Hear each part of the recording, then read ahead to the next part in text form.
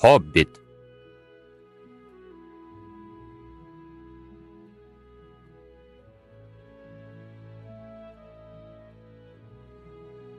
Qimmatli Frodo.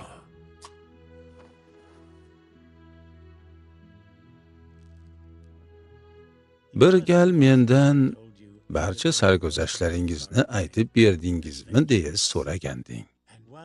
Hech narsani to'qib aytmaganman, lekin senga bor haqiqatni ham oshkor etmagandim.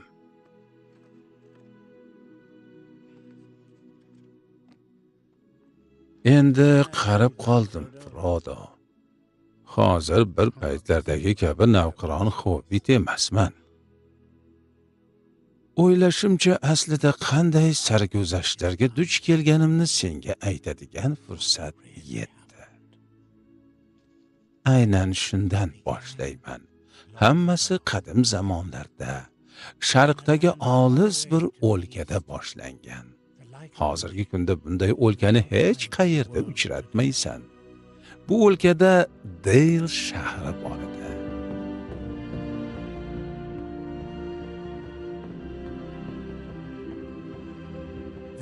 Shahar bozori butun dunyoga dong taratgan. Bu yerda turfa sharob va meva-chevalar mo'l bo'ladi. Xalqi esa tinch va farovon yashardi. Shahar O'rta Yerning buyuk qirolligi Erebor darvozasi oldida qad ko'targan edi. Gnomlarning eng qudratli hukmdori, tog'lar qiroli Tror yurtda. Tror nasli bardavomligiga ishongan holda dadil va hadiksiz hukmronlik qilardi. Chunki o'z ishini o'g'li, undan keyin esa nevaralari davom ettirishiga amin edi. Frodo. Erebor. Tog' qa'rida barpo etilgan hukmdor shahri go'zallik borasida chinakamiga afsonaviy edi. Bu tog' boyliklarga to'lib toshgandi. Bag'riga turfa xil qimmatbaho toshlar yashiringan. Tilla konlari esa tog' yoqalab oqayotgan jilg'a kabi tovlanar edi. Mahorat bobida gnomlarga hech kim teng kela olmasdi.